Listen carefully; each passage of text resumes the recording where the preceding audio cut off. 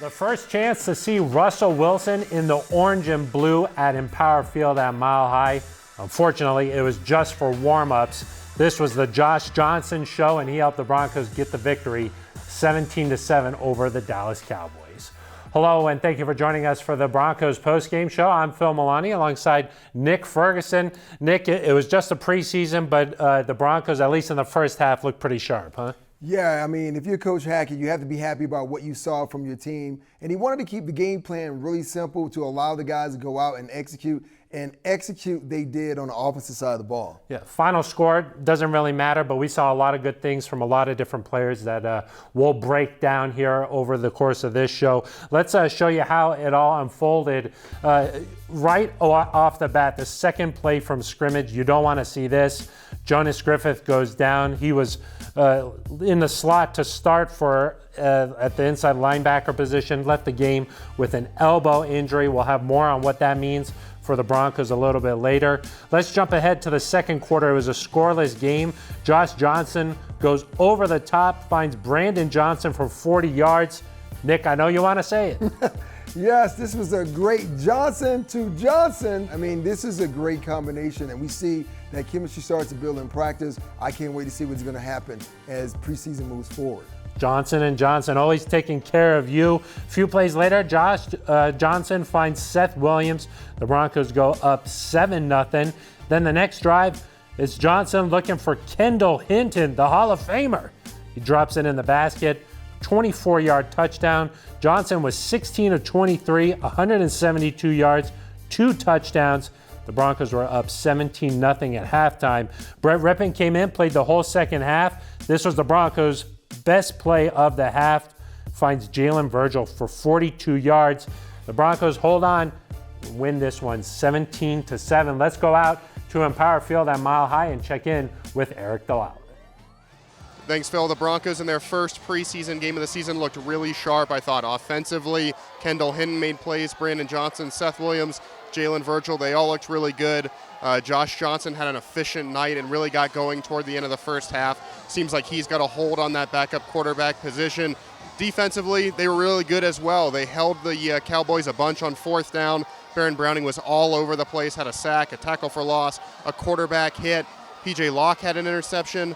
And then the Broncos were just much cleaner on special teams, on offense, on defense. They didn't have the penalty problems that you sometimes see in a preseason opener. Obviously, the Cowboys dealt with that tonight. And then what stood out to me about Nathaniel Hackett was the clock management there at the end of the first half. I think that's a really good sign of things to come. Obviously, a lot to work on moving forward, but through 1 week of the preseason, that's about all you can ask for from the Broncos. Thank you very much, Eric. We're back here in studio with Nick Ferguson. Nick, a lot of talk about this Broncos backup quarterback position. Josh Johnson had himself a night tonight. Yeah, he had a night tonight, and he distributed the ball to several different receivers. You know, Brandon Johnson being one of them, Kendall Hinton, Seth Williams. This is the type of performance you want to have if you are vying for the backup position quarterback here for the Denver Broncos, because we don't think that, or I don't think the Broncos are going to keep 3 quarterbacks on this roster, so it's real important that they go out and they definitely execute. Brett Rypien had some great moments, but I'm sure there's a lot of plays that he would like to have back. But right now, as far as the backup quarterback position, today was a Josh Johnson day. Yeah, Brett Rypien led a long drive there in the second half, but turned it over on downs. Did that a couple of times. The Broncos did not score in the second half. Johnson, 16 of 23, 172 yards, 2 touchdowns. Rypien, 8 of 18, 113 yards. What do you think? Maybe next week, do you let Rypien have a shot there with the twos, start that game in Buffalo if we don't see Russell Wilson? Well, yeah, I think you want to, if you Coach Hackett, you want to make sure that everything is even as far as the number of snaps. And you want to definitely get Brett Rypien and see how he looks with that second-team offensive line and that bevy of wide receivers and see if he can put up these Josh Johnson type of numbers, because once we get to that all-important last preseason game, you want to have at least your mind made up of what direction you want to go as far as your quarterback position. And knowing as though the Broncos are only going to keep 2 guys, that means as though another position will be able to keep a guy. Maybe you keep an extra offensive lineman. Me being biased, I'm hoping that it's going to be an extra DB. Russell Wilson's been very durable over the course of his career. Last year, the first time really having any sort of injury. So you think maybe just a one backup, that'll be good enough for this Broncos team, knock on wood. Well, knock on wood. Yeah, I think that's kind of the direction you're going because it's all about having depth. And I mean, this training camp, we've seen more depth at a lot of positions than we've seen in years past. And just only having 2 quarterbacks, but more importantly, knowing as though you can trust that backup quarterback just in case Russell goes down. And once again, knock on wood that doesn't happen. So this could make the Broncos roster that much better because now you have depth at a lot of positions. Nathaniel Hackett called it a great competition last week between Josh Johnson and Brett Rypien. Let's go out back to the stadium, hear from the head coach who made his head coaching debut. Here's Nathaniel Hackett at the podium. What did you make of the quarterbacks tonight? Both of them did some good things. I think that, Josh came out. I thought he was really patient with his footwork, was able to get the ball out on time, and the wide receivers were able to get just enough separation to be able to get some catches, which I thought was great. And I'll tell you, Rip on that go ball, that was awesome to 17 down on the left side. And, he kept battling back. He was put in some rough situations early. I mean, both guys were, and I thought they did a good job continually moving the chains. So that's Coach Nathaniel Hackett after his first game as a head coach. His first game. It's a preseason game, but not game planning too much for this one. Nick, let's talk about the wide receiver position a little bit here. Tim Patrick goes down, out for the season. That it was a horrible loss for this team, but it also creates an opportunity for somebody else. We saw these Broncos wide receivers really step up tonight. Yeah, Phil, that's the great thing about the preseason is the opportunity, but more importantly, taking advantage of the opportunity that's right before you. I mean, we've seen a lot of guys step up, like Jalen Virgil, a guy who was undrafted. A lot of these reps mean a lot to him, and he made some good plays tonight. Also, Seth Williams, another guy competing for a position on this team, big body wide receivers, and Brandon Johnson. We saw him flash in practice, but we were wanting to see, well, once we get to the game, can these guys flash? And they did a great job of doing that. Yeah, all of those guys, even Kendall Hinton in there had the touchdown. Brandon Johnson, 4 catches for 64 yards. A lot of people probably never even heard of most of these guys we just talked about, but one of them might be playing some significant minutes for the Broncos this year. Well, yeah, because with Tim Patrick being out, we lost for the season, that's very disappointing. Now we're trying to figure out who's going to be that third, maybe that fourth option. We're figuring as though Cortland Sutton is developing to that marquee guy for Russell. Then number 2 guy would be Jerry Jeudy. Who's number 3? Is that going to be KJ Hamler? Is that going to be Montreal Washington? Or is it going to be Brandon Johnson? So a lot of things are kind of evolving. It's a very fluid situation. But a lot of these guys have put themselves in great situations right now. Because right now, there might be not enough spots for this Broncos team, but these guys aren't just playing for the Broncos for a spot with Denver. They're playing for the whole league, right? Yeah, that's a great thing. Another great thing about the preseason, there are 32 teams. Every team gets the film. And there's not enough roster spots for every guy to make the Broncos roster, but you want to go out there and make sure you play well against Dallas, against Buffalo, to make sure that if they need some guys on their roster, they're going to remember you. So it's all important that you go out and always try to put your best foot forward. Yeah, nice to see these guys all step up for the Broncos here tonight. Let's go back out to the stadium, head into the Broncos locker room, and check in with Sidney Jones. Here with Josh Johnson. Josh, first win of the preseason. How good did it feel to be back out there again? Feel like you were able to kick some of the dust off? Oh, yeah, no, I felt awesome. Just getting back on the field, just being in the stadium. Great atmosphere, even though it was preseason. The field was nice. We were all looking good in the orange and white. And it was exciting for us to just go out there and win and just, be able to execute as a team and come out with a team victory. You threw for 172 yards, 2 touchdowns. How do you feel overall about your performance? Felt good. Things to get better from, obviously, always something to clean up.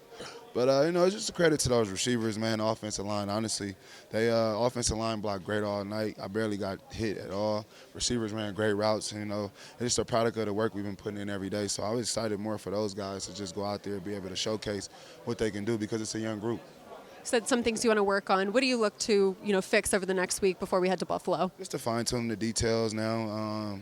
Making every throw. We have our expectations in our quarterback room, and if a guy is open, we want to make every throw. Is that realistic? No, but that's what we're chasing. So just go watch, be real critical of ourselves on the film and see what we can clean up.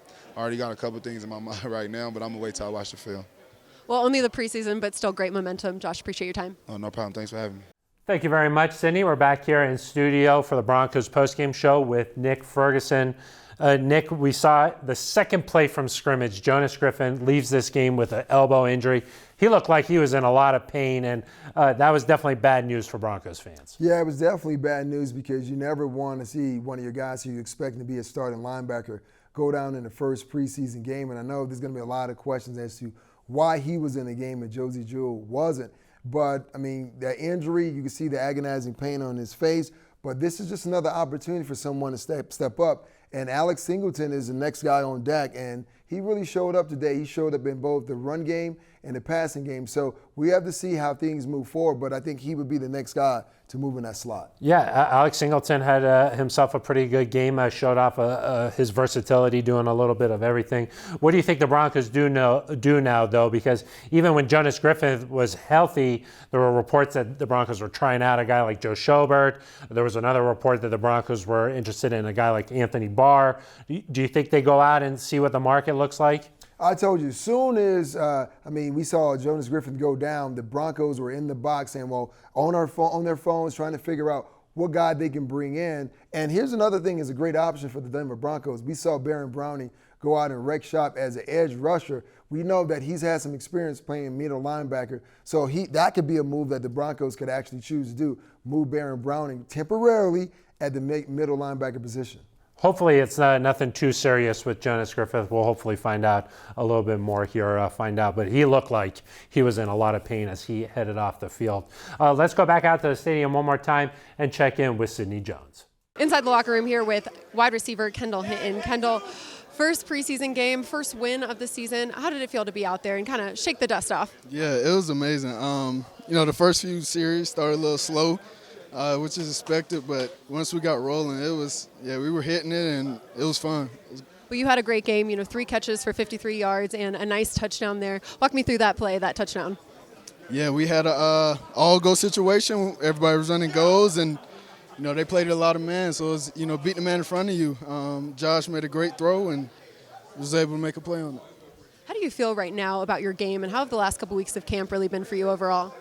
Yeah, I felt great. I think I've been progressing, getting better every day, really learning the system, and I feel like the sky's the limit. Well, Kendall, appreciate your time. Thank you. Appreciate you.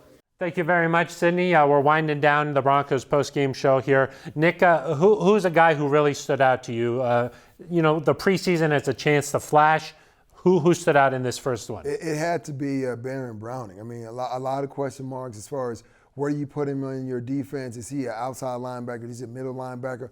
All I know is wherever you put him, he's going to make plays. And he was flying around, pressure, sacks. He was batting balls down. So if there was ever a game ball that I had to give it to a guy, and I know it's the first preseason game, and Nick, maybe you're going too far, it had to be Baron Browning because he went out there and he actually earned it. It's rare to have a guy switch positions in his second season and then go out there and play at a high level, right? Normally, if you're switching positions, that's sort of a sign maybe these guys don't know where you exactly fit. It seems like Baron, he can have success wherever you put him. Well, that's a great thing about being a versatile player. And if you're Jiro Evero, you have to love this idea that you can move him around and you can put him in different positions to create these matchups that you can take advantage of from a defensive standpoint. So I think that the sky's the limit for Baron Browning right now at this particular point. Okay, Nick, last thing for you here. The first cuts, believe it or not, are this Tuesday. The Broncos have to go from 90 to 85. As a former player, what is this next little period going to be like? And you're just hoping, hey, give me one more chance to go out there and play against the Bills, right? Well, you're hoping that you get that chance, but like you said, they cut down the roster on Tuesday, and this was your audition. And you just have to hope that you did enough to remain on the roster or enough to move to another team. But it's always nerve-wracking, and we always have this term for a person we call the Turk. And everyone has identified that person because when that person is in the mist and they are lurking, that means they're looking for someone, and you hope that it's not you. So hopefully these guys have done enough to make sure that they stay on this roster for at least another week. Yeah, no visitors on Tuesday, right? No visitors on Tuesday. Hide a little bit, yeah. You expect to see Russell Wilson next week, or maybe not? No, of course. In the first game, of course, you're not going to see him, but this game against Buffalo, you're going to see him for a couple of reps. I put the number at 20, a couple of hands off, 10 passes, 10 handoffs. That's a balance. You get him out. You want to make sure that you preserve him. We'll see. Nathaniel Hackett didn't seem too thrilled about the idea of putting his star quarterback out there, so we'll have to see. I'm sure that'll be a big topic of conversation coming up this week. All right, that's going to do it for us. The Broncos get the victory in the preseason opener, 17-7 over the Dallas Cowboys. For Nick Ferguson, I am Phil Milani. This has been the Broncos Postgame Show.